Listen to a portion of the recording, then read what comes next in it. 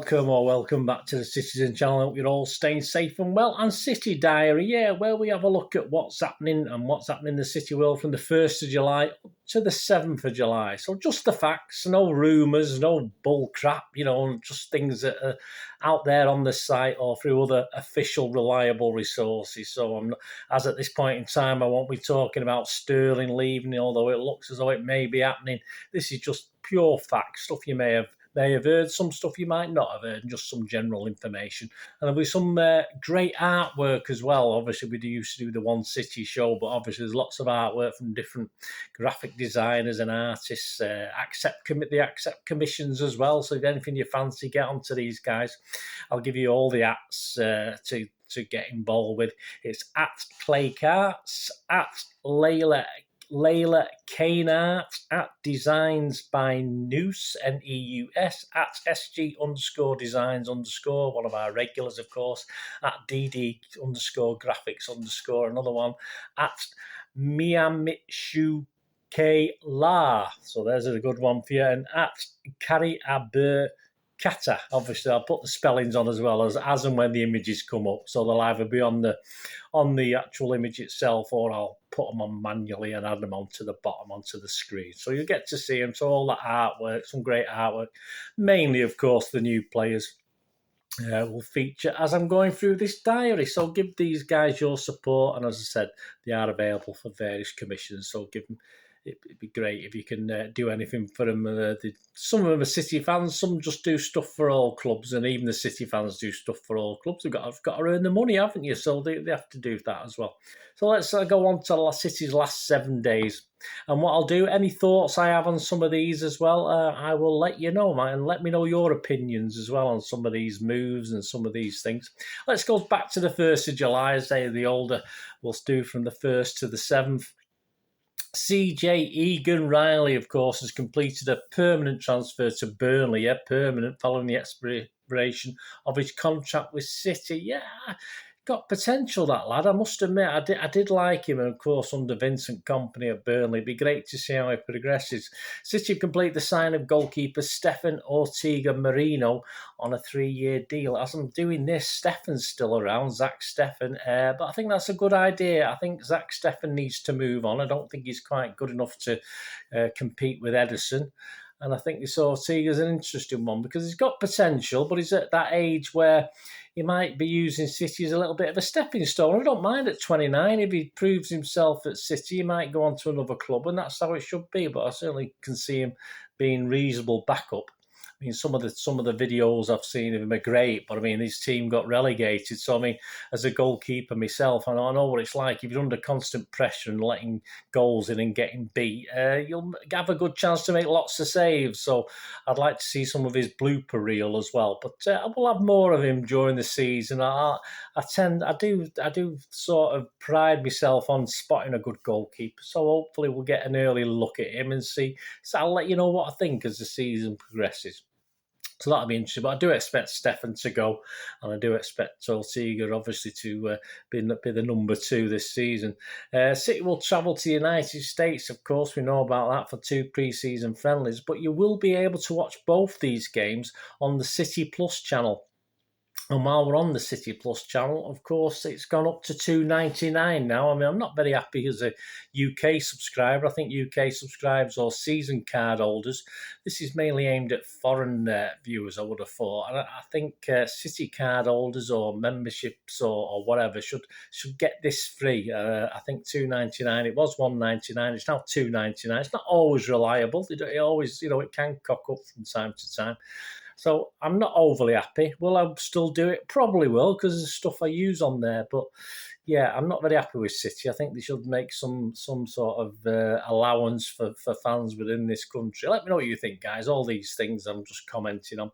But I think even though it doesn't sound much, when you add it onto your subscription for Netflix, Amazon, all the different things, you have to Stars Play and all these things, Disney Plus, I mean, it's just ridiculous. It's just another way of getting money off you. And a lot of people I know are already dropping it or not bothering updating it from the $1.99. They can't be bothered paying the extra quid.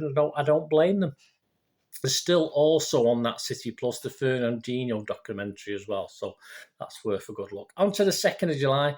Yes, Taylor Harwood-Bellis, another young lad who, got potential, but do I think he'll make it? Possibly not, but he's going to be on loan at Burnley again under Vincent Kompany, so I think a lot of City fans will be keeping an eye out for Burnley, not just because of Vinny, but because of the players that have gone over there from City as well, so he's going to spend the season on loan, so that might do him some good. And of course, if he's on loan, he won't be able to play against us, well. That's one good thing.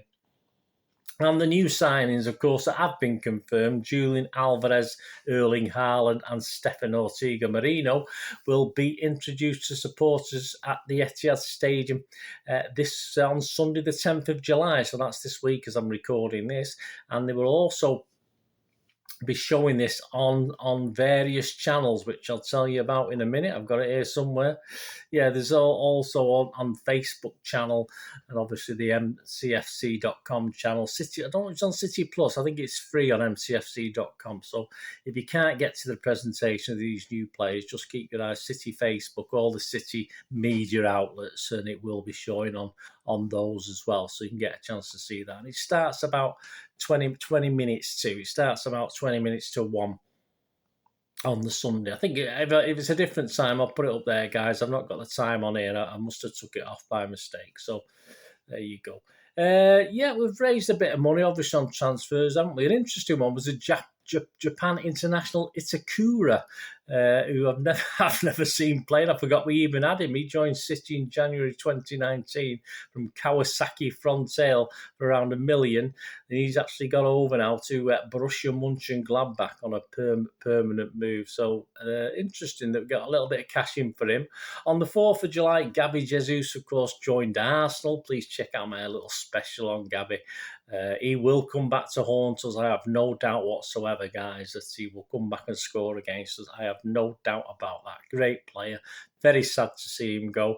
But that is what it is. He didn't sign a new contract, and I don't think he's happy with his game time, which is fair enough. But I'd say it was one of the most depressing transfers for me anyway.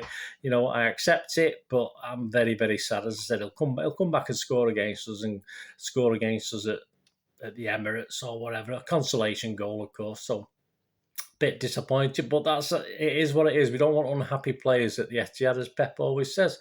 Calvin Phillips, of course, signed from Leeds, and he takes on the number 4 shirt, so he's got big shoes to fill there with Vinny Kompany.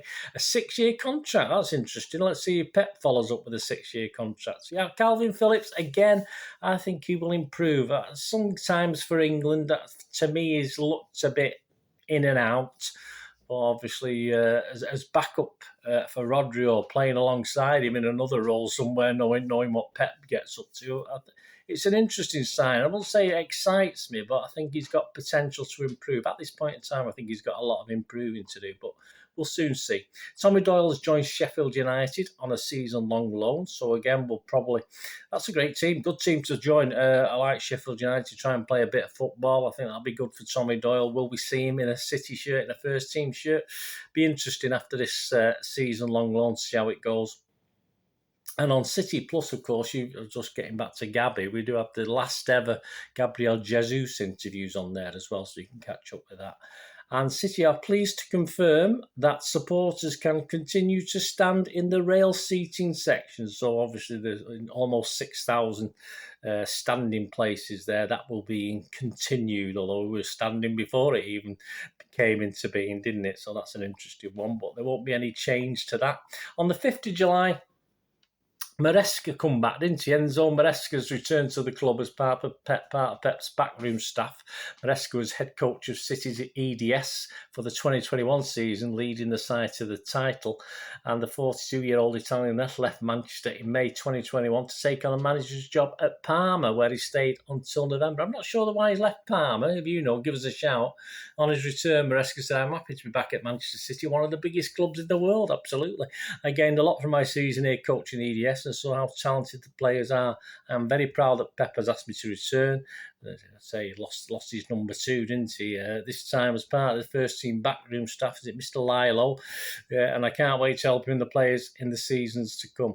Cheeky said, yeah, we're delighted to welcome Enzo back. I'm sure you are. And Rodolfo Borrell, who has been at City since 2014. I always just sort of think he's a Manchester lad or a Salford lad when I look at him. Will step up to the role of assistant coach in place of Mr. Lillo, of course. Borrell moves into his latest role at City, having previously been Academy Technical Director between 2014 and 16 and part of Guardiola's backroom staff since Pep arrived at the club. To celebrate the club's fourth title in 5 years, let's log on to the site. City are taking the Premier League trophy around the world on the road to meet the fans. So check if it's in your neck of the woods if you're outside of the UK. This is part of the Global Trophy Tour presented by official club partner OKX. On the 6th of July, rearranged games for TV. Always happens, doesn't it? Although I've not noticed we've got a couple of 3 o'clock kickoffs at the start of the season, so that can't be too bad. Sunday the 21st of August, Newcastle and City is at 4:30 on Sky Sports. Wednesday the 31st of August, City versus Forest is 7:30, a 7:30 kickoff on BT Sport. So that'll please some people, losing half an hour or 15 minutes. Saturday the 3rd of September, Aston Villa versus City is a 5:30 kickoff on Sky Sports. I will be at that one, and then I'm flying out to Greece the day after, so I'm going to miss Saturday the 10th of September, City against Tottenham, 5:30 Sky Sports. So I won't be there for that one, guys. I'm gutted. I ain't missing home games. I don't mind missing the odd away games. There's a chance I wouldn't be going anyway, but I hate missing home games. But I will be missing that one. But I will be back for Saturday the 17th of September, Wolves against City. But as I said, probably won't get tickets for that one anyway. That's 12:30 kickoff on BT Sport, and that is subject to Champions League fixture confirmation, so that may move again. And today, the 7th, as I'm recording this, on the 7th of July, tickets for all City's 2022-23 home Premier League games are on sale to Citizens Matchday and Citizens Junior members from 10 a.m. today. And I'm looking at some things on Twitter about queues, over 10, 12,000 in the queue. So, hey, perhaps we won't have as many empty seats this year, but I won't hold my breath on that one because you know what it's like, guys. Romeo Lavia has left City to join Southampton on a permanent transfer. That's a good one. But yeah, I mean, he was the guy who perhaps could have slotted in as cover, if you like, for Rodri, but it's a year or 2 or 3 even too early perhaps for him, isn't it? So that's a good move for him to go to Southampton. There's a buy-on clause as well, so if he does improve, we do have the option of a buyback clause. Sorry, not a buy-on clause. We do have the option of getting him back. And a lot of people like him, a lot of people rate him. As I say, he's just a bit too young at the moment to slot in there. I must admit, when they did talk about Phillips or Declan Rice coming to City's back up for Rodri, I was a little bit surprised. I thought, will this Lavia be ready? But obviously that tells us he won't be ready, and he's going there to join Southampton. Southampton and Burnley are going to be the teams I'm going to probably keep an eye on this season, guys, as well as City, or a watching brief anyway. But Romeo Lavia, good luck to him at Southampton. And that's it. No rumours, just facts. Hope you enjoyed the images. And that's as it's up to the 7th of July at 3 p.m. So if you're watching this and Sterling's gone, it's been confirmed. He's signed on the dotted line, fair enough. But obviously that'll be in next week's diary. And I hope you enjoyed this. And as I say, this will be for also anything charitable you're thinking of doing or anything you know of. Just give us a shout. I can put it on here as well. It's like replacement for the One City show, which is what we used to do. But we'll try this for a little bit of this City diary. As I said, no bull crap, just facts in and around City. I'll try and keep you informed reliably as much as I can. Hope you enjoy that. Please let me know. Send us your comments. Until the next time, please. That's one thing, don't I? Please stay safe, Blues. Come on, City. Thanks for watching. Bye for now.